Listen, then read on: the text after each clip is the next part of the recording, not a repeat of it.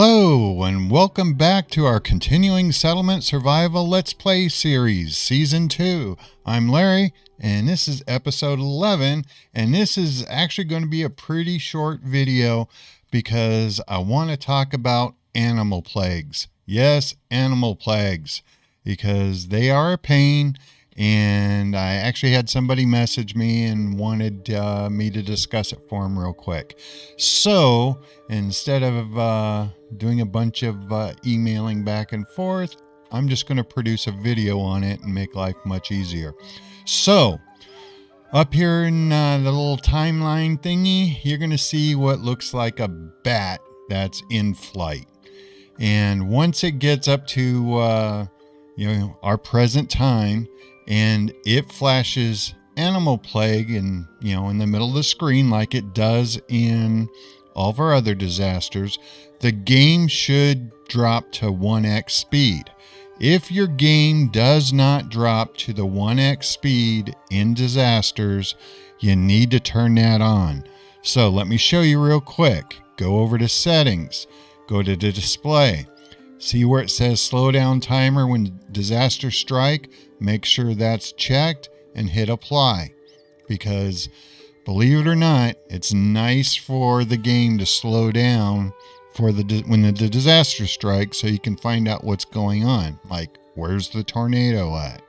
So, you're going to look around your map. Oh, let me say this.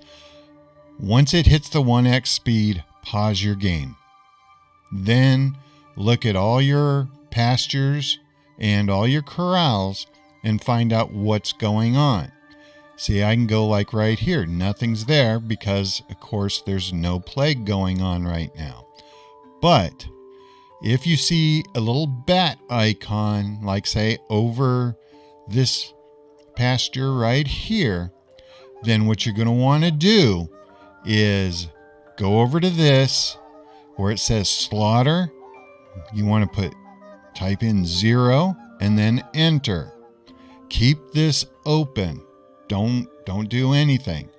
Make sure that this is the only pasture or corral that's infected.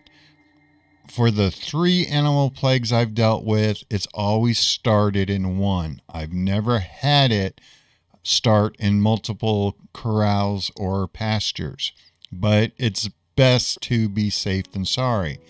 If it does wind up starting, say, in 2 pastures, say it started here and it started over here in the cattle, you have to decide which one is more important to you.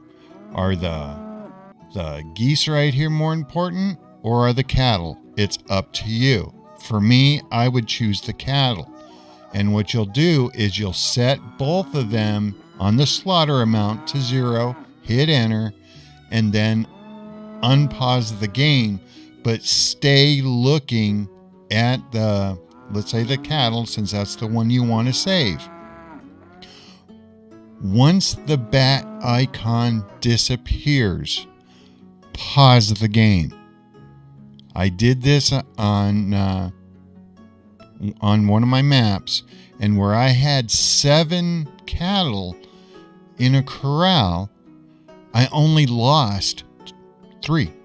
I kept the other 4 because what I did is I took the slaughter number and raised it back to the maximum number of the capacity to the corral or the pasture, whatever you're looking at. So you can actually save many of your animals during an animal plague. Like, this pasture, it has 17 geese in it. If this was the only one infected with the plague, I set this thing down to 0 and I start watching the settlers slaughter them, and say they only slaughter 6, and that bat icon goes away by hitting pause and then setting this number back to 17, I'd have 11 left over. That's a whole lot better than losing all your animals in a corral or in a pasture. Especially, if you lose all your buffalo and it was the only buffalo that you had captured and you lose all of them, you're going to have to wait for your hunter to get another baby. And that could take forever.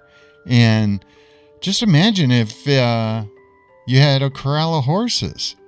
I mean, horses, depending on when you buy them, could run you in the neighborhood of 30 to 40,000 silver, or maybe I think they go down as low as 18.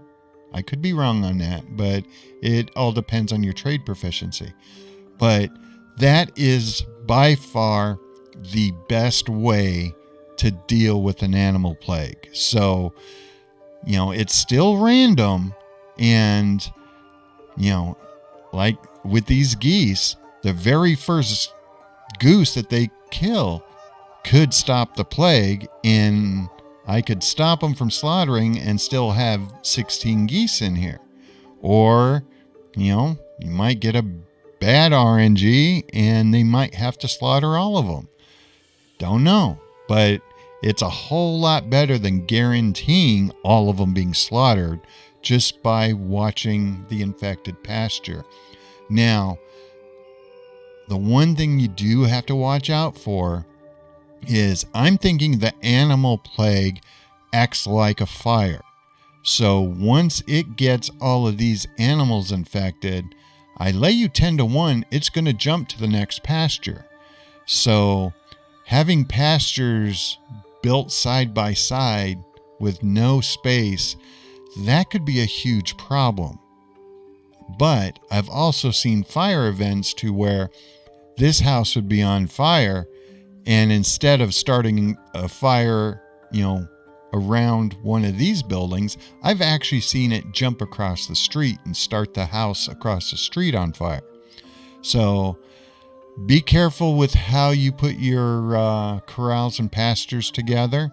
And if you're doing like the big 15 by 15 pasture, now there's a good chance if you watch what's going on and stay on top of it, there's a good chance you're not going to lose all the animals in that such large of a field. So hopefully this how-to tip will help you, and hopefully you won't lose very many animals.